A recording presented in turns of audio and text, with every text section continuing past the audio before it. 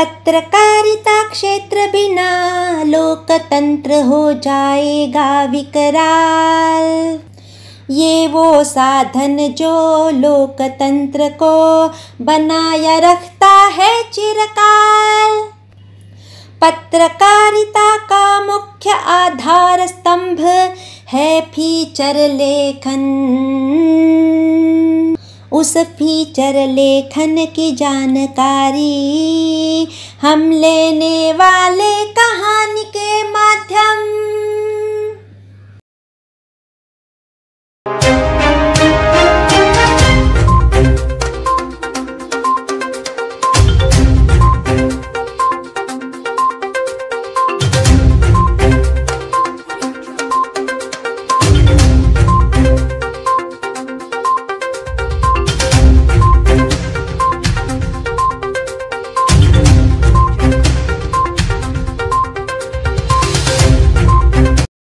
तो बच्चों, व्यावहारिक हिंदी विभाग में पाठ क्रमांक 15 पाठ का नाम है फीचर लेखन।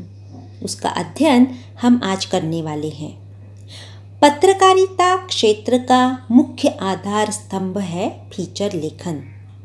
उस फीचर लेखन की जानकारी कहानी के द्वारा इस पाठ की लेखिका डॉक्टर बीना शर्मा जी ने बड़ी ही सरलता से दी है। बच्चों, आप तो जानते ही हो कि निबंध आप लिखते आए हो तो निबंध लेखन की एक शैली होती है। ठीक उसी तरह कहानी की एक शैली होती है, कविता लेखन की एक शैली होती है, उपन्यास लेखन की भी होती है, ब्लॉग लेखन की भी एक शैली या स्टाइल होती है। तो पत्रकारिता क्षेत्र में भी अलग अलग प्रकार के लेख लिखने की भी अपनी एक शैली होती है, स्टाइल होती है। जैसे हमारे युवक भर्ती में ही व्यावहारिक हिंदी विभाग में पाठ क्रमांक 14 पल्लवन, पाठ का नाम जो पल्लवन है, तो पल्लवन यह भी क्या है, एक लेखन शैली है।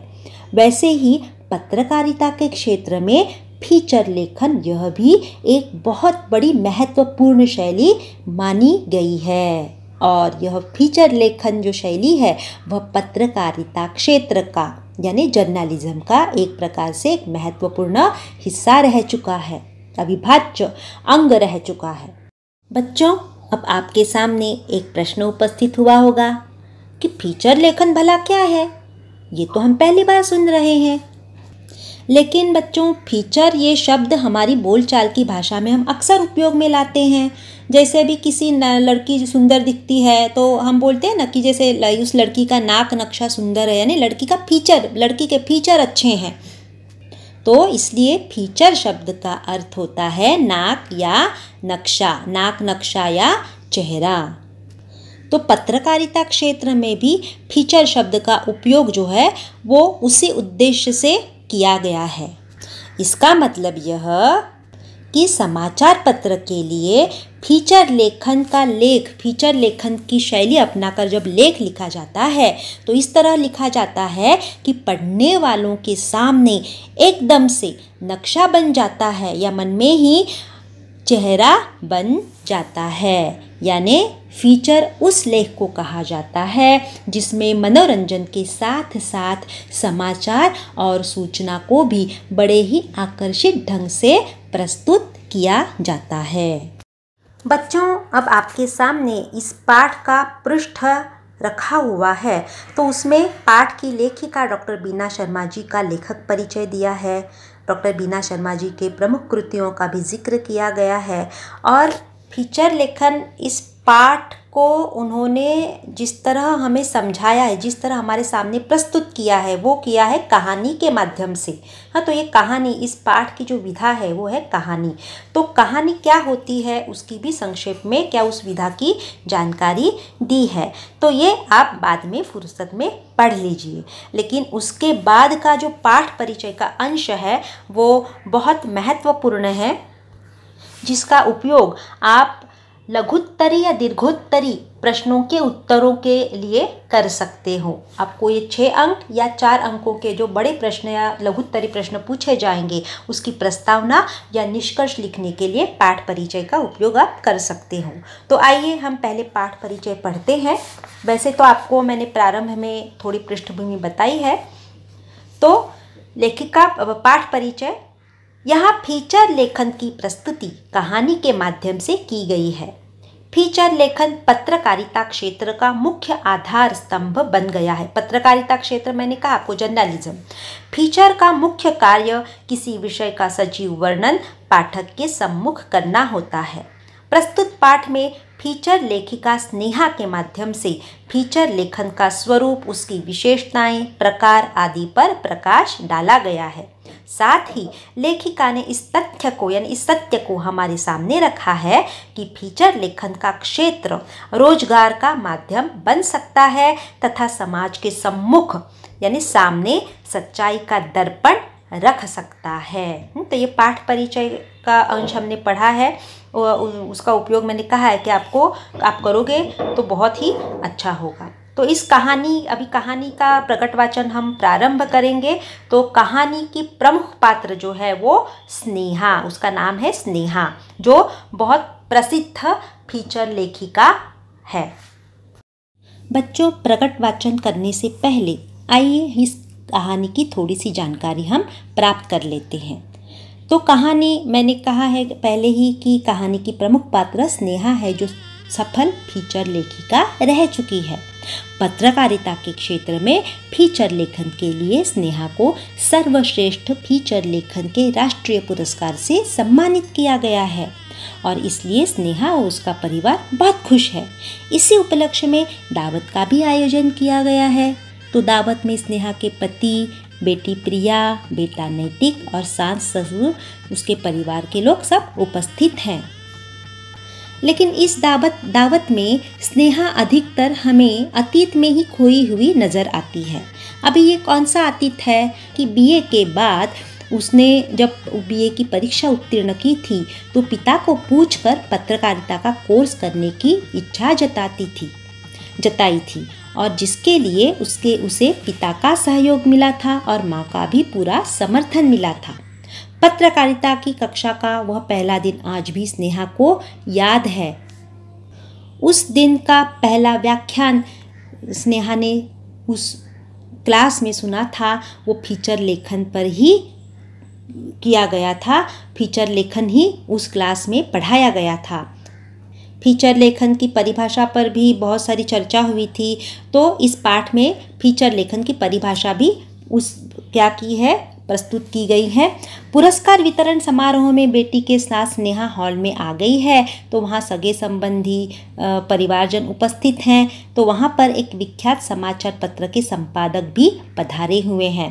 स्नेहा को वो बधाई देते हैं। स्नेहा फिर अतीत में अपने फ्लैशबैक में लौटती है, खो जाती है। 10 वर्ष पूर्व स्नेहा को फीचर लेखन पर व्याख्यान देने के लिए बुलाया गया था। हॉल खचाखच भरा हुआ था और वो 10 साल पहले का जो वो प्रसंग है, स्नेहा के भाषण का विषय था फीचर लेखन। तब क्या हुआ था, भाषण में स्नेहा ने क्या क्या कहा था, उस सारे मुद्दों की चर्चा जो है या प्रस्तुतिकरण जो है वो इस पाठ में की गई। तो ये मुद्दे हैं कि रोचक प्रसंगों के साथ स्नेहा ने फीचर लेखन की विशेषताओं पर तब प्रकाश डाला था। अपने 10 वर्ष पूर्व किए गए भाषण में एक विद्यार्थी के आग्रह पर फीचर के प्रकार व विषय को स्नेहा ने समझाया था तथा दूसरे विद्यार्थी के आग्रह पर फीचर लेखन के समय बरती जाने वाली सावधानियों पर भी स्नेहा ने प्रकाश डाला था। एक छात्रा के कहने पर स्नेहा ने फीचर लेखन की प्रक्रिया को भी छात्रों को समझाया था और पहले वाले विद्यार्थी के फिर पूछने पर फीचर लेखन के सोपानों पर भी स्नेहा ने अपनी बातें रखी थी। तो इस प्रकार स्नेहा जो है वो अतीत में खोई हुई थी।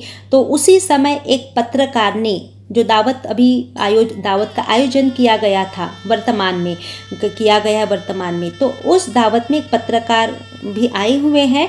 तो पत्रकार ने गुलदस्ता देते हुए स्नेहा की तंद्रा को तोड़ दिया है। उस पत्रकार ने स्नेहा को बताया कि 10 वर्ष पूर्व व्याख्यान के समय 2 प्रश्न पूछने वाला छात्र वही पत्रकार है। और स्नेहा के प्रति उसकी आंखों में, उस पत्रकार के आंखों में कृतज्ञता का भाव झलक रहा था और स्नेहा भी गदगद हो उठी थी। और इस प्रकार कहानी में स्नेहा के माध्यम से डॉक्टर बीना शर्मा ने क्या किया है, डॉक्टर बीना शर्मा जी ने फीचर लेखन की कला को हमें बहुत अच्छी तरह से समझाया है। तो आइए बच्चों, फीचर लेखन पाठ का प्रकट वाचन हम शुरू करते हैं। आज स्नेहा बहुत आनंदित थी। उसका पूरा परिवार गर्व की भावना से भरा हुआ था। उन सबकी आंखों से स्नेहा के लिए स्नेह का भाव झर रहा था, क्योंकि पत्रकारिता क्षेत्र में फीचर लेखन के लिए दिए जाने वाले सर्वश्रेष्ठ फीचर लेखन के राष्ट्रीय पुरस्कार से उसे यानी स्नेहा को सम्मानित किया गया था। आज उसके यानी स्नेहा के परिवार द्वारा इसी के उपलक्ष्य में छोटी सी पार्टी दी जा रही थी। स्नेहा के पति, उसकी बेटी प्रिया, बेटा नैतिक और उसके यानी स्नेहा के सास ससुर स्नेहा को बधाई दे रहे थे। इतना सारा आदर स्नेह पाकर स्नेहा की आंखें छलछलाईं। आंसुओं की छलछलाहट में उसके फीचर लेखन की पूरी यात्रा झलक आई थी। स्नेहा बहुत सद्गदित हुई है, भावानुकूल हो गई है, भाव विभोर हो गई है और अपने फ्लैशबैक में चली गई है, अपने अतीत में चली गई है। तो आगे पढ़ते हैं कि बीए कर लेने के पश्चात पिताजी ने स्नेहा से पूछा था कि अब आगे क्या करना चाहती हो। मैंने तो लड़का देखना शुरू किया है। तब स्नेहा ने क्या किया है बच्चों, अपने ध्येय के बारे में पिता से बात की है। तो स्नेहा कह रही है, तब स्नेहा ने अपने पिता को कहा है।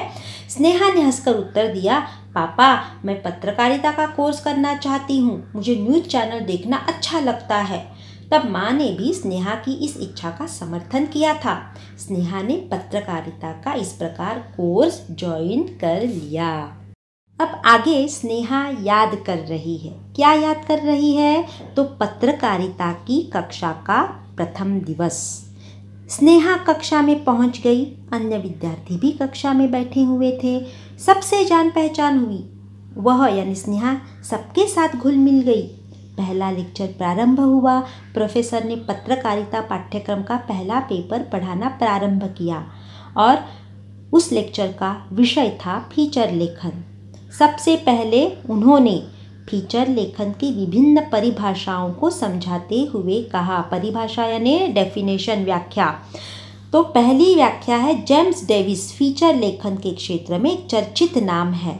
तो जेम्स डेविस कहते हैं फीचर लेखन की परिभाषा करते हुए कि फीचर समाचारों को नया आयाम देता है, उनका परीक्षण करता है, विश्लेषण करता है तथा उन पर नया प्रकाश डालता है। विश्लेषण करना यानी एनालिसिस करना।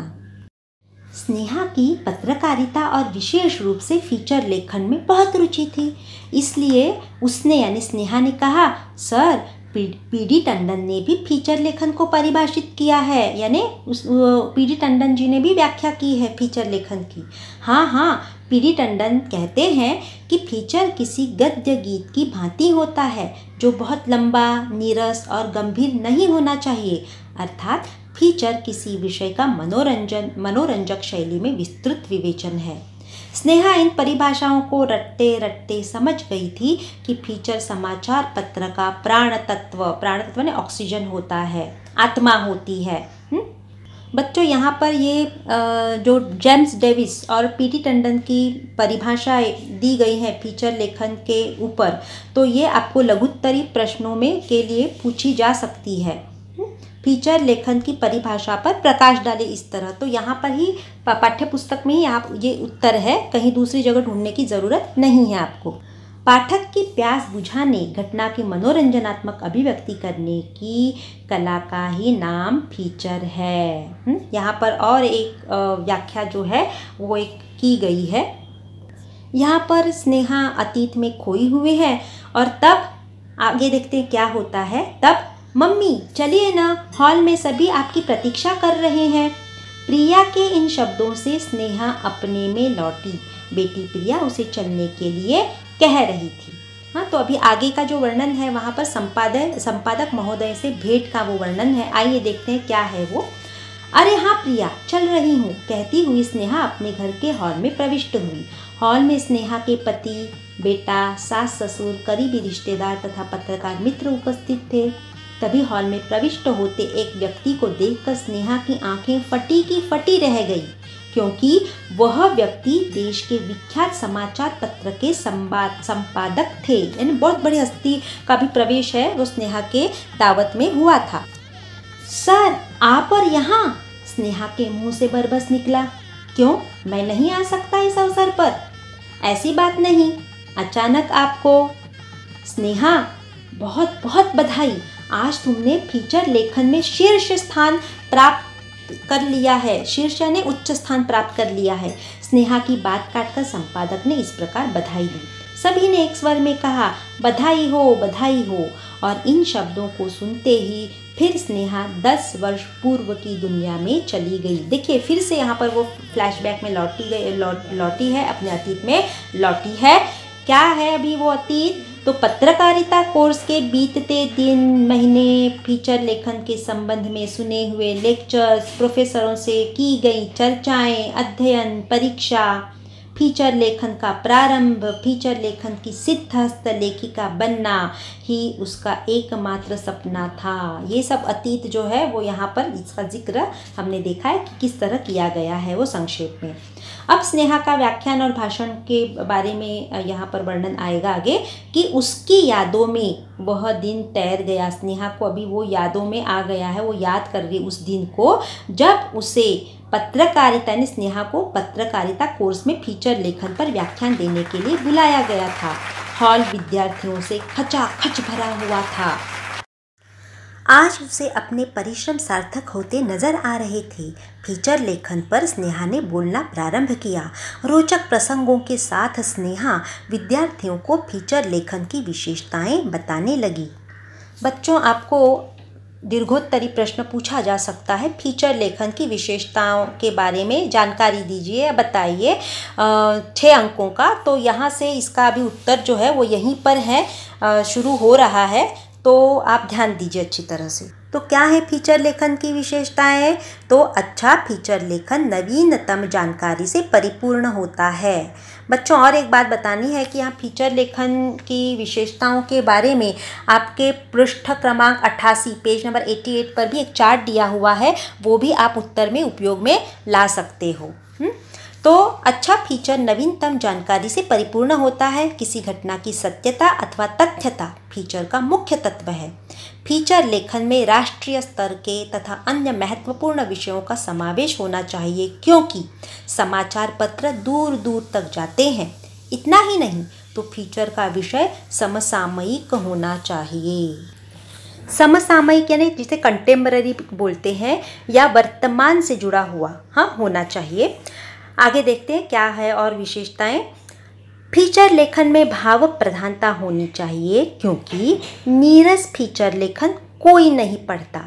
फीचर के विषय से संबंधित तथ्यों को आधार दिया जाना चाहिए। इस प्रकार स्नेहा आगे बोलती ही जा रही थी। विश्वसनीयता के लिए फीचर में विषय की तार्किकता को देना आवश्यक होता है। तार्किकता के बिना फीचर अविश्वसनीय बन जाता है। फीचर में विषय की नवीनता का होना आवश्यक है, क्योंकि उसके अभाव में फीचर अपठनीय बन जाता है, यानी पढ़ने लायक नहीं रहता वो। फीचर में किसी व्यक्ति अथवा घटना विशेष का उदाहरण दिया गया हो तो उसकी संक्षिप्त जानकारी भी देनी चाहिए।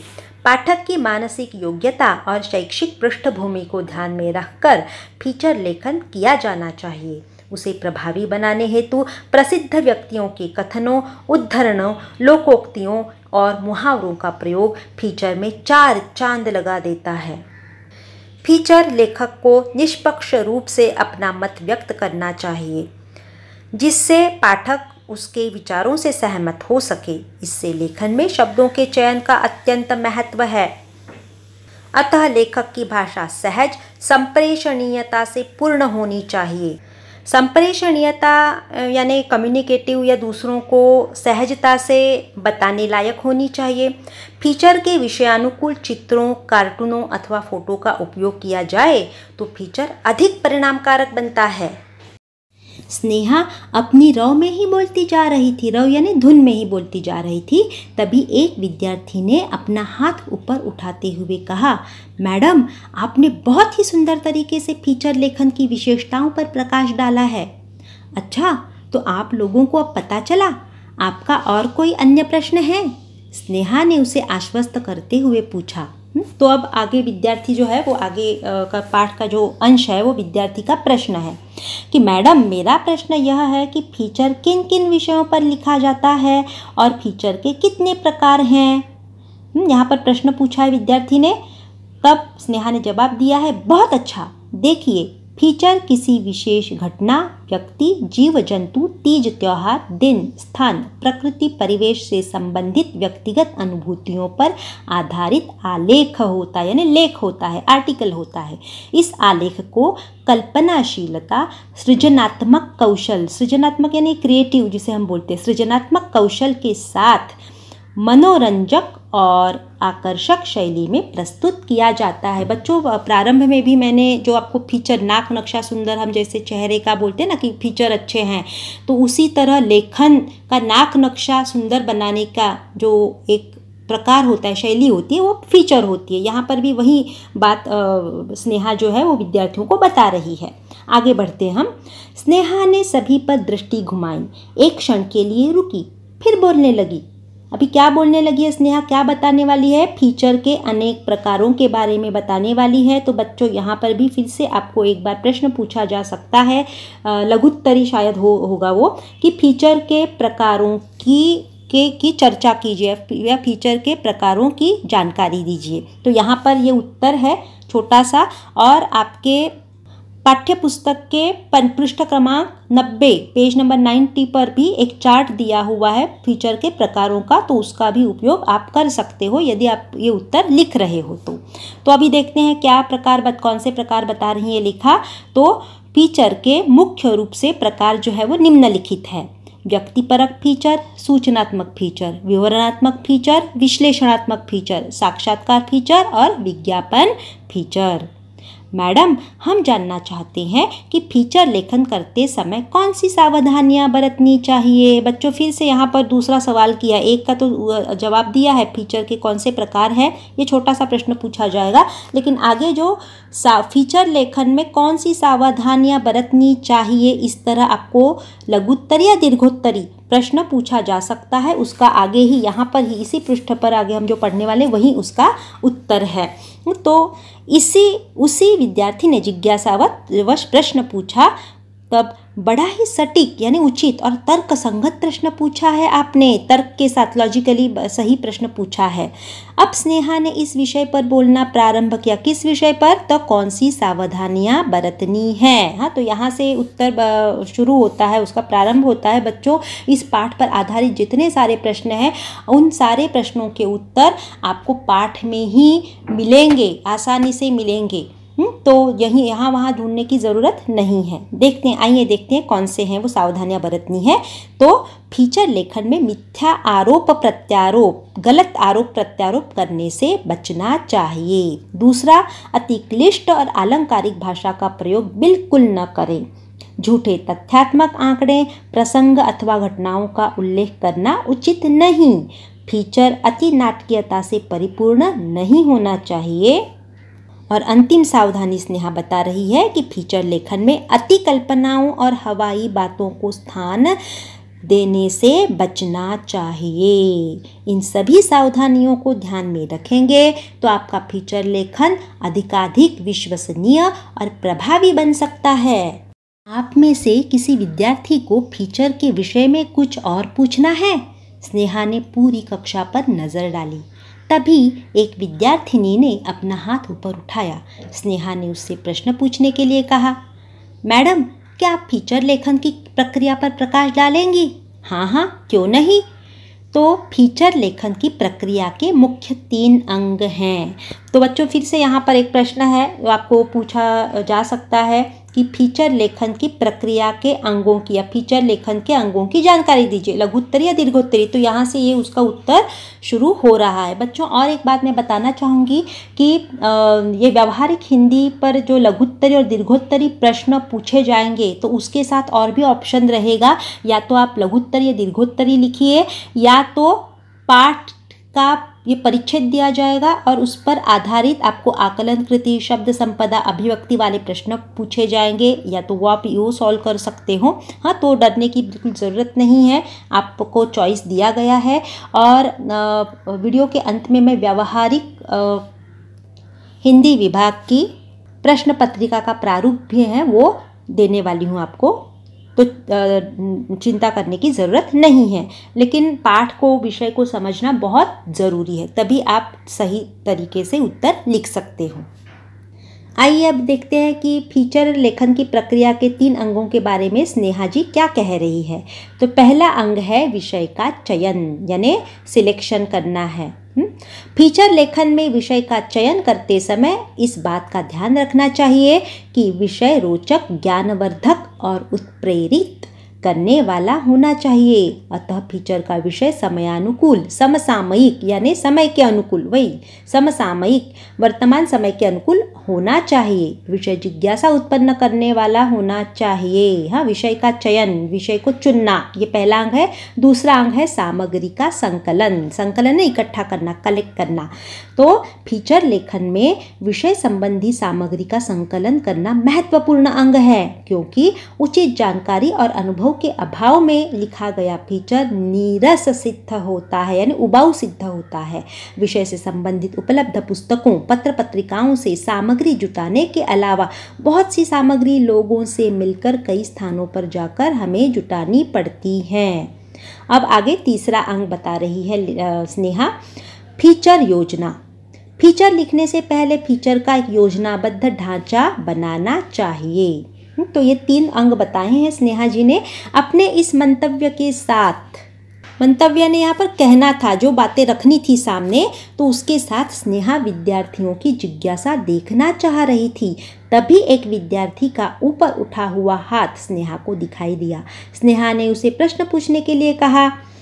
तो फीचर लेखन के, तब अभी विद्यार्थी फिर से एक विद्यार्थी फिर से प्रश्न पूछ रहा है कि फीचर लेखन के कितने सोपान अथवा चरण होते हैं। देखिए, फिर से यहाँ पर एक और नया मुद्दा है, इस पर भी फिर से आपको लघुत्तरी या दीर्घोत्तरी प्रश्न पूछा जा सकता है कि फीचर लेखन के सोपान या चरणों की जानकारी दीजिए। तो यहाँ से ये उत्तर शुरू हो रहा है, और मैंने कहा है आपको क्या क्या आपके पास ऑप्शंस रहते हैं, तो आपको चिंता करने की ज़रूरत नहीं, ऑप्शन है आपके पास।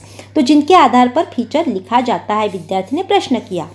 अरे वाह, कितनी रुचि रखते हैं आप लोग फीचर में। चलिए, मुझे लगता है आपका यह प्रश्न भी विषय की दृष्टि से बहुत महत्व रखता है। और अब स्नेहा ने फीचर लेखन के चरणों पर बोलना शुरू किया।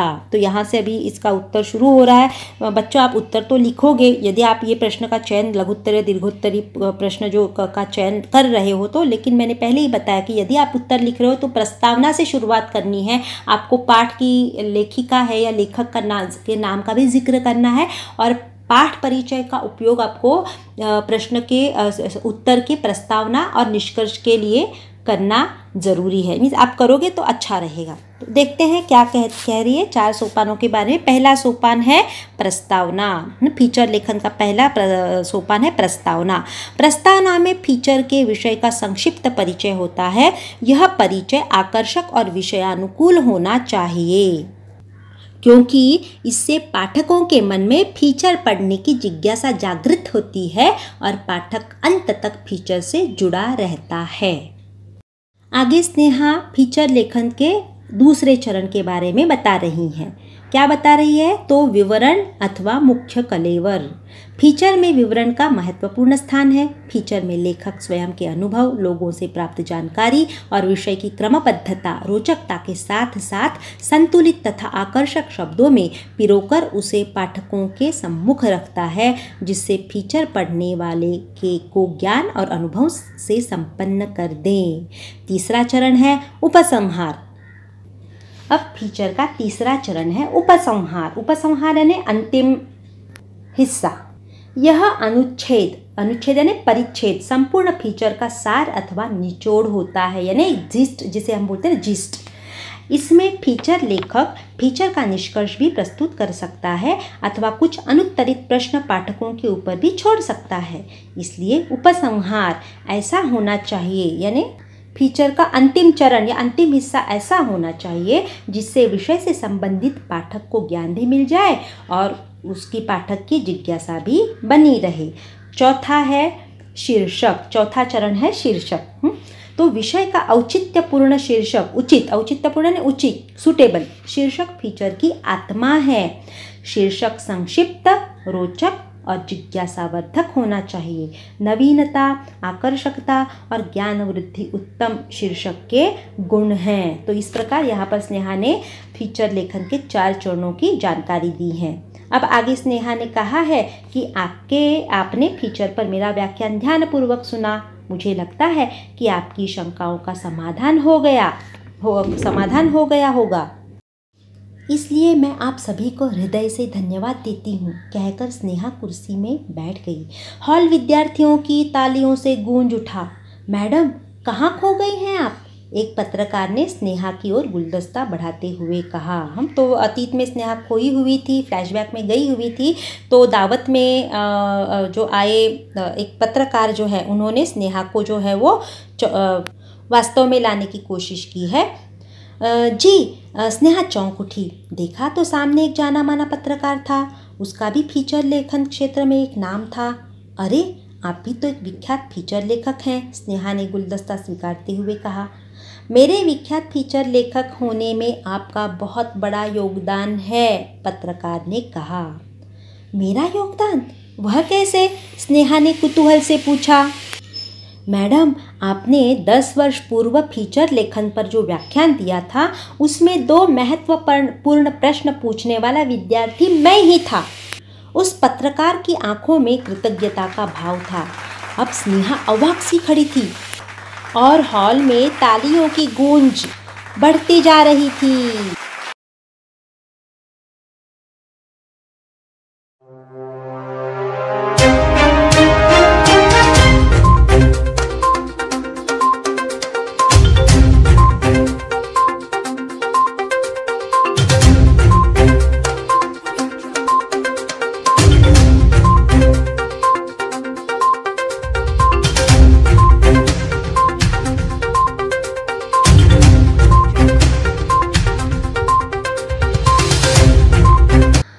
पाठ के अंत में ही पृष्ठ क्रमांक 89 यानी पेज नंबर 89 पर फीचर लेखन का एक फॉर्मेट, एक नमूना जो है वो प्रस्तुत किया है।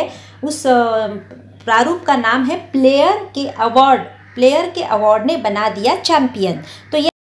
तो आइए फीचर लेखन के इस प्रारूप पर हम एक नज़र डालते हैं। प्लेयर के अवार्ड ने बना दिया चैंपियन।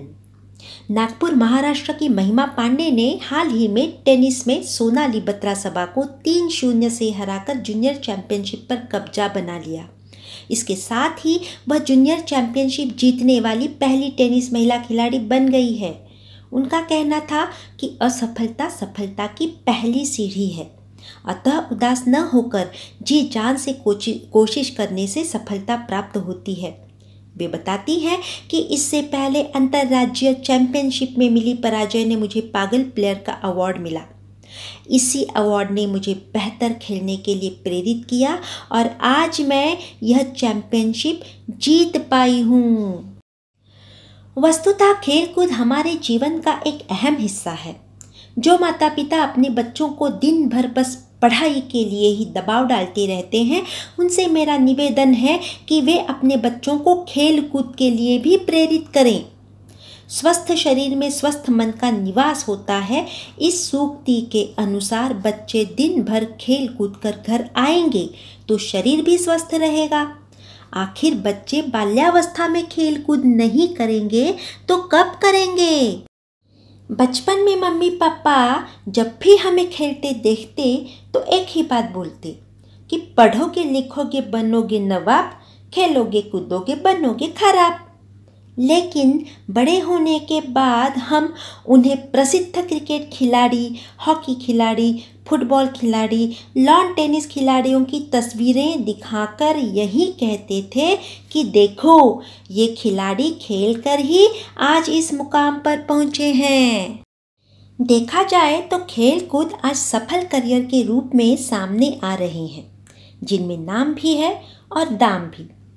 कबड्डी भले ही टांग खींचने वाला खेल है, पर आज इस खेल ने भी एशियन खेलों में अपनी जगह बना ली है।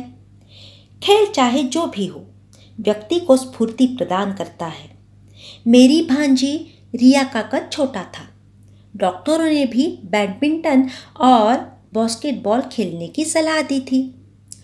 बॉक्सिंग, एथलेटिक्स, रग्बी तो है ही। इंडोर गेम्स में शतरंज और टेबल टेनिस भी ऐसे खेल हैं जिनमें नाम और दाम दोनों कमाए जा सकते हैं। आज महिला घर के सारे काम तो करती ही है, साथ ही साथ समाज, राजनीति, चिकित्सा, कृषि, यहाँ तक कि रक्षा क्षेत्र में भी अपनी पहचान निर्माण कर रही है। हमारे सामने कई ऐसे उदाहरण हैं कि जिनमें पुरुषों ने ही नहीं तो बल्कि महिलाओं ने भी आरंभिक असफलताओं के बावजूद बिना हिम्मत हारे, बिना निराश हुए खेलों की दुनिया में अपना स्थान बना लिया है। ओलंपिक में बॉक्सिंग चैंपियनशिप जीतने वाली रिया बताती है कि स्टेट चैंपियनशिप में हारने पर मुझे लूजर बॉक्सर का खिताब मिला। बस तब मैंने ठान लिया कि अब तो चैंपियन बनकर ही रहना है और मैं बनी। खेल कूद अनजाने में ही जीवन के कई नियमों से हमें परिचित करवा देते हैं, जैसे अनुशासन, समय की पाबंदी तथा महत्व, समय सूचकता, मैत्री की भावना, टीम वर्क आदि आदि।